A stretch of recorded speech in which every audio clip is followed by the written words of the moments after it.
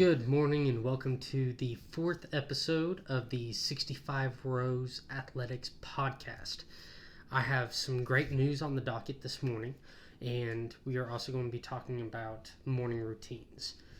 So, first, if you want to be part of the podcast coming up soon, like I mentioned previously in a couple other episodes, I will be wanting to do interviews after my first 20 episodes of the podcast. Reason why it's 20 is because I read a statistic that 99% of podcasts don't get past 20 episodes. So if I do a podcast a day for 20 days, I'm better than 99% of podcasts out there.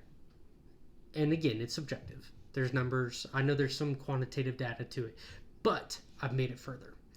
So with that being said, if you want to be part of the interview series of this podcast, go ahead and click the link in the description. It's just a contact form that gets sent to me. That way I'm able to reach out to you and we can game plan and schedule a time where we can have a Zoom call. We can record it, and then that'll be the podcast for that day or the following day. Probably that day though. So the news, which is pretty big. I've been waiting on this for a while. We haven't gotten a lot of detail, but I'm still excited nevertheless. 65 Rows Athletics will be able to hold a booth at this year's Cystic Fibrosis Walk here in Oklahoma City. So with that being said, I will be out there. I will have this shirt on and hopefully a couple other of clothing items available. But I will be out there answering questions about nutrition and fitness and anything related to lifting and running and training and just any type of fitness or becoming healthier in some sort of way. On top of that, I will have a QR code at my booth for you to be able to go to the website, and I can walk you through the programs. I can show you how I calculate my nutrition, all kinds of stuff.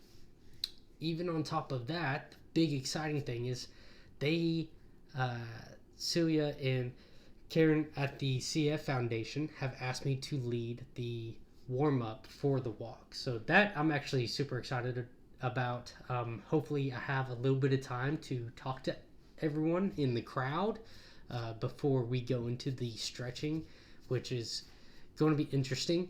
I'm used to coaching stretching for, squatting 350 pounds or running sprints, or even, working with cross-country runners and they're running 8-9 miles that day. So stretching for a walk with a big crowd in a small area is going to be interesting. So I will be filming that, so stay tuned for whenever I do that. So that pretty much covers up all the news. The main focus of this episode today is going to be morning routine. And I'm going to be completely bluntly honest, I am struggling with that. I mentioned in the previous episode that I am more of a wake up, hit the ground running type of person.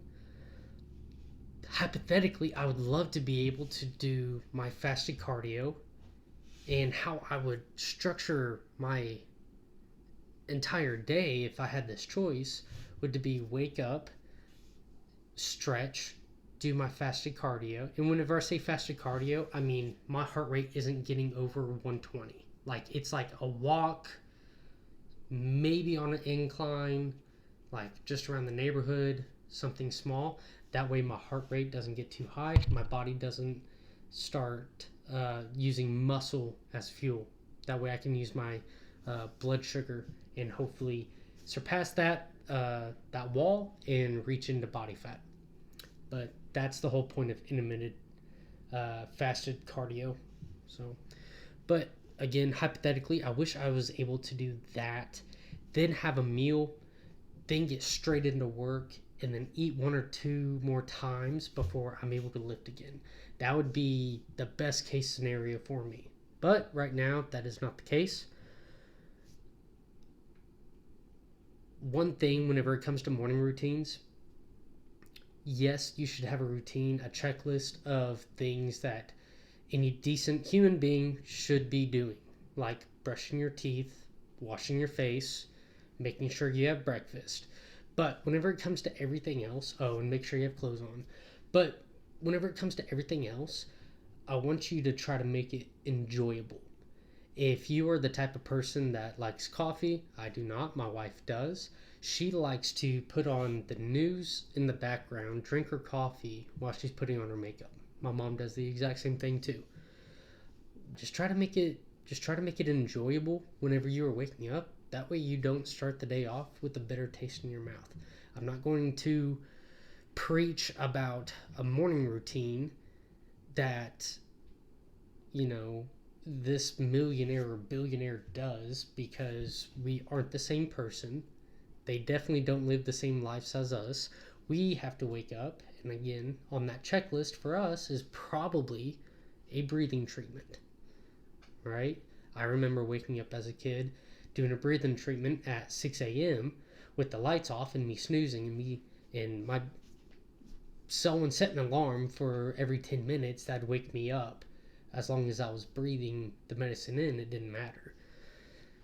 And then whenever I got older into high school, I was waking up even earlier. That way I could go do my faster cardio before I came home, and then I ate, and then I did my breathing treatment, and then I went to school. So, but at the same time, you got to make it enjoyable, especially with our medications, because it's a pain in the butt to, get our nebulizers ready in the morning. So, with that being said, I'm going to end this podcast.